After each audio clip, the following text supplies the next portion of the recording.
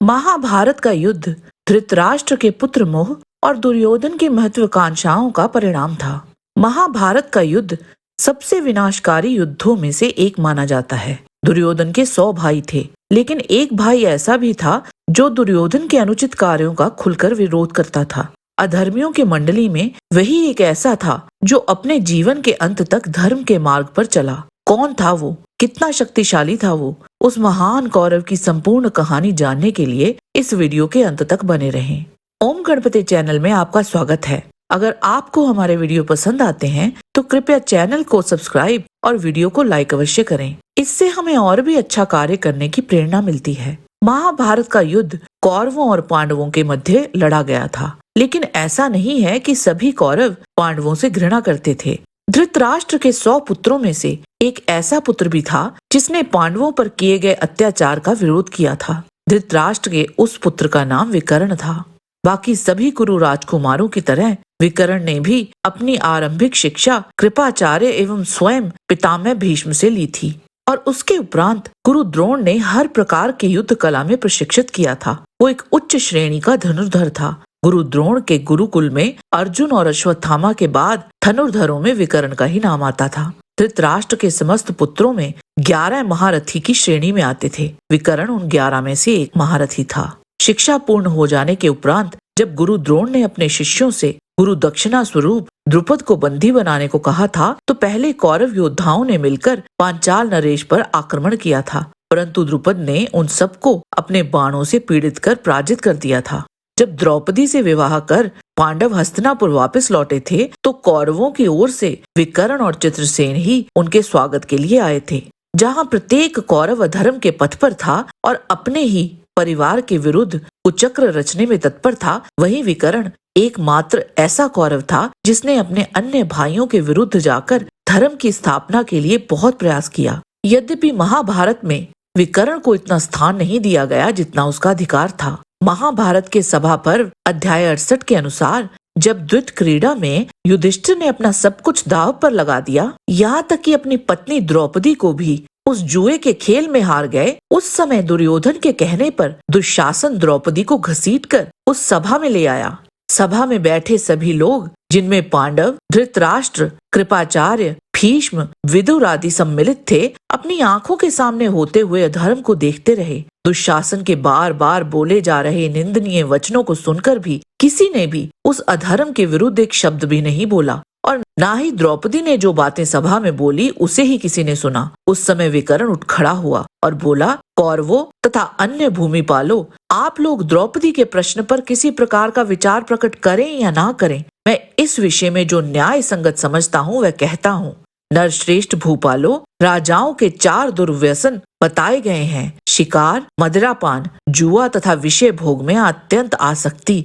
इन दुर्व्यसनों में आसक्त मनुष्य धर्म की अवहेलना करके मनमाना वर्ताव करने लगता है। ये पांडुनंदन युधिष्ठिर दुत रूपी दुर्व्यसन में अत्यंत आसक्त हैं। इन्होंने धूर्त जुआरियों से प्रेरित होकर द्रौपदी को दांव पर लगा दिया। सती साध्वी द्रौपदी समस्त पांडवों की समान रूप से पत्नी है, केवल युधिष्ठिर की ही नहीं है। इसके सिवा पांडु कुमार युधिष्ठिर पहले अपने आप को हार चुके थे, उसके बाद उन्होंने द्रौपदी को दांव पर रखा है। शकुनी ने ही द्रौपदी को दांव पर लगाने की बात उठाई है। इन सब बातों पर विचार करके मैं द्रुपद कुमारी कृष्णा को जीती हुई नहीं मानता। ये सुनकर सभी सभासद विकर्ण की प्रशंसा करने लगे, परंतु विकर्ण की ये तर्क संगत बातें कर्ण को सहन नहीं हुई और वह क्रोध में भरकर बोला, विकर्ण, कुरुकुल में उत्पन्न होकर भी तुम अपने ही पक्ष को हानि पहुंचाना चाहते हो। द्रोण, भीष्म, कृप, अश्वत्थामा, महाबुद्धिमान विदुर, धृतराष्ट्र तथा गांधारी ये तुमसे अधिक बुद्धिमान हैं। द्रौपदी ने बार बार प्रेरित किया है तो भी ये सभासद कुछ नहीं बोलते हैं, क्योंकि ये सब लोग द्रुपद कुमारी को धर्म के अनुसार ही जीती हुई समझते हैं। तुम केवल अपनी मूर्खता के कारण आप ही अपने पैरों में कुल्हाड़ी मार रहे हो। तुम्हें धर्म के विषय में यथार्थ ज्ञान नहीं है। तुम जो जीती हुई द्रौपदी को नहीं जीती हुई बता रहे हो, इससे तुम्हारे मंद बुद्धि होने का परिचय मिलता है। इन पांडवों के पास जो कुछ धन है, जो ये द्रौपदी है तथा जो ये पांडव हैं, इन सबको शकुनी ने यहाँ जुए के धन के रूप में धर्म पूर्वक जीता है। तब कर्ण दुशासन से बोला, ये विकर्ण अत्यंत मूढ़ है, तथापि विद्वानों की सी बातें बनाता है। तुम पांडवों के और द्रौपदी के भी वस्त्र उतार लो। उस सभा में एकमात्र कौरव जो अन्याय के विरुद्ध बोला था उसे भी शांत कर दिया गया। विराट नगर में विकर्ण का अर्जुन के साथ युद्ध हुआ था। उस युद्ध में अर्जुन के हाथों विकर्ण की पराजय हुई थी। कुरुक्षेत्र में उसके विभिन्न पांडव पक्ष के योद्धाओं के साथ युद्ध हुआ था। उसके अभिमन्यु, घटोत्कच, शिखंडी, सहदेव, नकुल आदि के साथ भीषण युद्ध हुए थे। महाभारत के द्रोण पर्व अध्याय 137 के अनुसार कुरुक्षेत्र युद्ध का 14वां दिन था और एक समय भीम और कर्ण का भीषण युद्ध चल रहा था। वहां जब भीम कर्ण पर हावी होने लगे थे तो उस समय दुर्योधन ने कर्ण की सुरक्षा के लिए अपने 7 भाइयों को भेजा था, जिनमें से विकर्ण भी एक था। दुर्योधन ने विकर्ण से कहा था कि जाओ भीम का वध कर डालो। जब भीम और विकर्ण का आमना सामना हुआ था तो उस समय भीम ने विकर्ण से कहा था कि युद्ध से दूर हट जाओ। तब विकर्ण ने भीम से कहा कि चीरहरण के समय अपने भाई की पत्नी के सम्मान की रक्षा करना उसका दायित्व था और अब युद्ध में अपने भाई का साथ देना भी उसका धर्म है। वह अपने धर्म का साथ दे रहा है, इसीलिए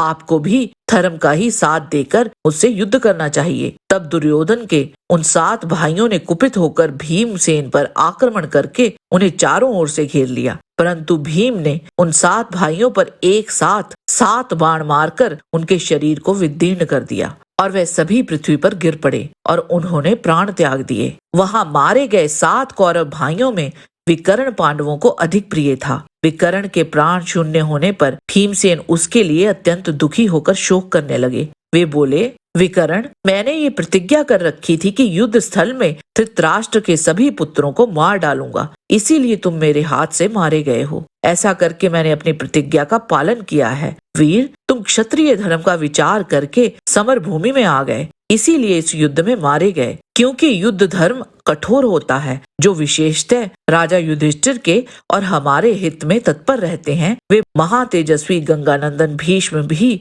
न्याय अथवा अन्याय से मारे जाकर समर भूमि में सो रहे हैं और प्राण त्याग की परिस्थिति में डाल दिए गए हैं। इसी से कहना पड़ता है कि युद्ध अत्यंत निष्ठुर कर्म है।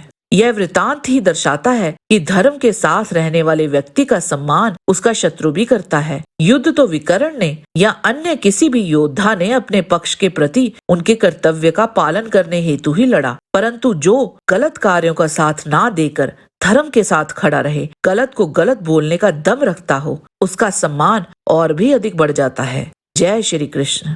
आज के वीडियो में बस इतना ही। आशा करते हैं कि आपको हमारा ये वीडियो पसंद आया होगा। कृपया इसे लाइक और शेयर अवश्य करें। किसी भी प्रकार की त्रुटि के लिए आप सबसे क्षमा याचना करते हुए आपसे निवेदन है कि प्रेम पूर्वक परमपिता परमात्मा को मन में धारण करें और बोलें, वैदिक सनातन धर्म की सदा ही जय।